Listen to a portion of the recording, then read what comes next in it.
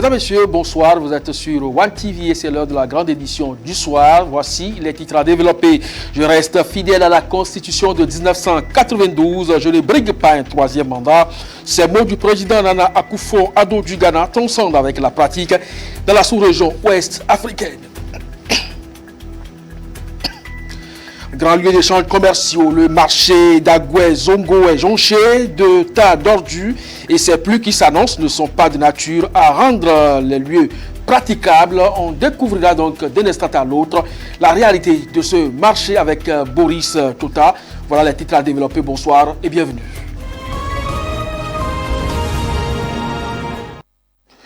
Je vous le disais en titre, dans un contexte où la tentation de prolonger les mandats présidentiels par les modifications constitutionnelles gagne du terrain en Afrique de l'Ouest précisément, eh bien le président ghanéen Nana Akufo-Addo s'érige en rempart contre cette pratique.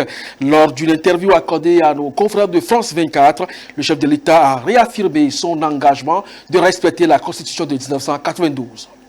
Le président ghanéen Nana Akufo-Addo a réaffirmé son engagement à respecter la constitution de 1992 du Ghana et a déclaré qu'il n'a jamais envisagé de la modifier pour prolonger son mandat. Cela ne m'a jamais traversé l'esprit. Jamais. Cela n'a jamais fait partie. J'étais l'un de ceux qui se sont battus pour la constitution du Ghana, comme il est dit, en tant que l'un d'entre eux.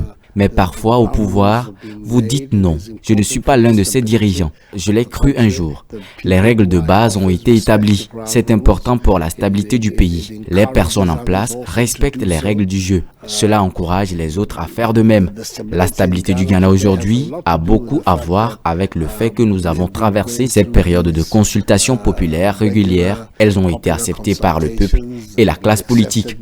C'est une très bonne chose. Cela s'est avéré être un élément stabilisateur de notre politique. Il a souligné l'importance de maintenir la démocratie, rappelant son rôle dans la lutte pour l'instauration d'un régime démocratique au Ghana après le dernier régime militaire. Il a affirmé que la stabilité du pays repose sur le respect des règles constitutionnelles et qu'il ne rejoindra pas les dirigeants qui prolongent leur mandat en modifiant la constitution.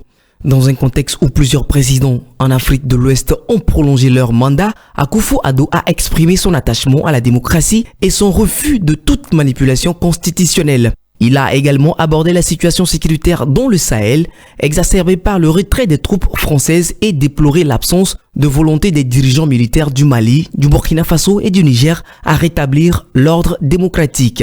Akufo-Addo a exprimé l'espoir que ces pays réintègrent la CEDEAO. En outre, il a appelé à la libération du président nigérien Mohamed Bazoum détenu depuis le coup d'État du 26 juillet 2023, qualifiant sa détention d'inacceptable et réaffirmant son soutien de la CEDEAO pour sa libération. Le Bénin, quant à lui, s'apprête à franchir une étape importante dans sa politique d'élevage.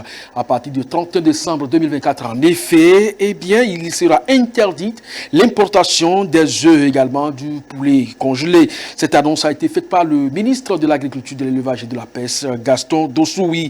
Eh bien, l'objectif donc de cette mesure vise à créer de l'emploi, dynamiser la filière avicole et encourager également la consommation locale. Cette décision s'inscrit dans le cadre des actions du programme d'action du gouvernement qui vise à renforcer l'autosuffisance alimentaire et promouvoir la production locale. Le Bénin aspire à une couverture à 70% de ses besoins nationaux en viande, en lait et en œufs à l'horizon 2025. Aujourd'hui, les productions annuelles ne couvrent que partiellement les besoins de la population, avec près de 70% de la couverture en œufs, tandis que l'élevage de poulets de chair reste embryonnaire. L'objectif est de créer l'emploi, dynamiser la filière avicole et encourager la consommation des produits locaux. En moyenne, le Bénin importe près de 100 000 tonnes de produits à base de volaille chaque année. L'importation massive de ces produits à bas prix vendus parfois à 1 000 francs le kilo, alors que le coût de la production locale atteint 1 800 francs, crée une concurrence déloyale qui freine le développement de la production nationale. Selon le ministre de l'Agriculture, de l'Élevage et de la Pêche, cette interdiction permettra de donner un coup de fouet à l'économie locale tout en garantissant un environnement favorable pour les jeunes formés dans les métiers de l'élevage. Plusieurs pays de la sous-région, notamment le Sénégal, la Côte d'Ivoire et le Cameroun ont déjà interdit l'importation des produits congelés et que le Bénin entend suivre cette voie pour réduire sa dépendance vis-à-vis de l'étranger. La date du 31 décembre 2024 est donc attendue avec impatience mais aussi avec une certaine appréhension. Les acteurs du secteur devront intensifier leurs efforts pour être au rendez-vous et permettre au Bénin de franchir ce cap historique dans la production avicole nationale. Hors de nos frontières ouest-africaines, direction le Mozambique. Plus de 17 millions d'électeurs se préparent à élire le 9 octobre, soit donc demain, le président et en même temps le Parlement dans un contexte économique difficile, aggravé par les violences djihadistes dans le nord du pays.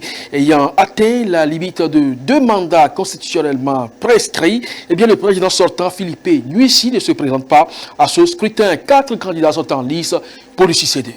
Le Mozambique élit mercredi 9 octobre son prochain président et 250 membres du Parlement et des assemblées provinciales dans un contexte économique morose avec des violences djihadistes dans le nord du pays qui continuent de contrarier les espoirs d'une manne liée au gisement de gaz naturel. Le président Philippe Nyusi se retire après 2 mandats et le candidat du parti, Daniel Chapo, devrait le remplacer. Le Frelimo dirige le Mozambique depuis son indépendance du Portugal en 1975 et a depuis été constamment accusé par ses opposants et les observateurs électoraux de truquer les élections. Cette fois-ci, le candidat indépendant Venancio Mondlane a recueilli le soutien d'une jeunesse désenchantée et représente la plus grande menace pour le Frelimo depuis des années. Il pose également un défi au parti d'opposition officiel, la Renamo, son ancien parti, qui était autrefois un mouvement de guérilla menant une guerre de brousse contre le gouvernement pendant des décennies.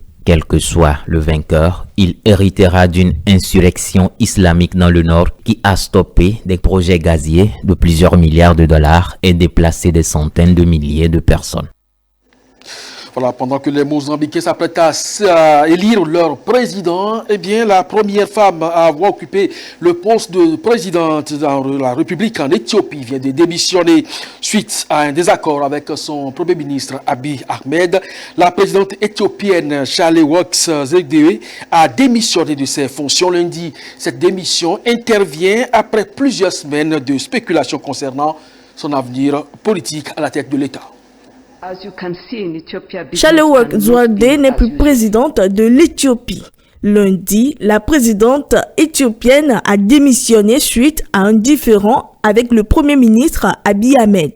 Les tensions internes au sein du gouvernement auraient eu raison de son poste de présidente. Selon les informations, la présidente Sahle-Work Zewde et le premier ministre Abiy Ahmed auraient des désaccords politiques. Certains rapports suggèrent qu'elle aurait des réserves quant à certaines décisions du gouvernement, en particulier celles impactant la stabilité du pays. Des démissions, la Chambre fédérale des représentants du peuple éthiopien a élu Taye Selassie comme nouveau président. La transition du pouvoir s'est déroulée lors d'une brève cérémonie à Addis Abeba.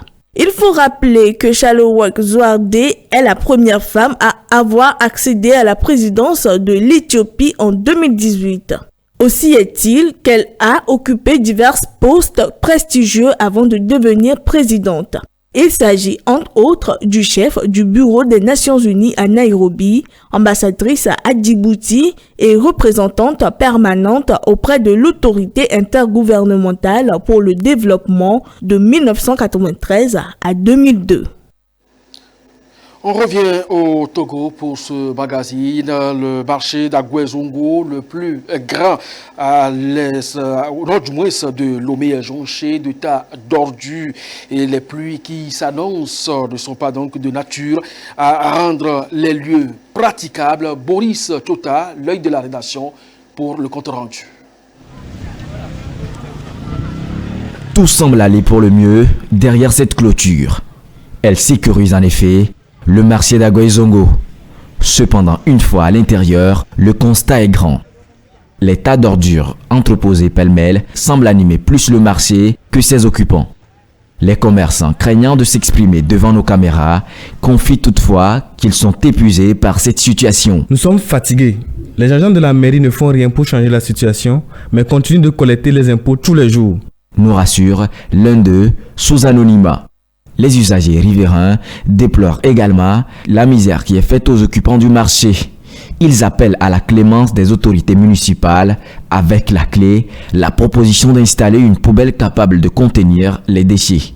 Quand j'arrive au marché en trouvant tout cet tas d'ordures et l'eau souillée, cela ne me réjouit pas du tout. Si la mairie ou le gouvernement pouvaient nous aider en évacuant ces ordures et l'eau sale qui se trouve en plein marché, cela nous permettrait de bien mener nos activités commerciales. Nous les supplions également de mettre à notre disposition des poubelles. Au moins avec ces poubelles, on peut essayer un mois pour voir s'il y aura un petit changement ou pas. Il ne peut pas avoir un marché sans poubelle. Un acte salvateur en ce lieu où riverains et bêtes se croisent désormais, alors qu'en principe, seuls les articles et l'argent devraient rivaliser. Voilà qui est bien dit et qui met donc un terme à cette édition. Merci à vous de nous avoir suivis. Très bonne suite de programmes sur nos antennes. À très bientôt.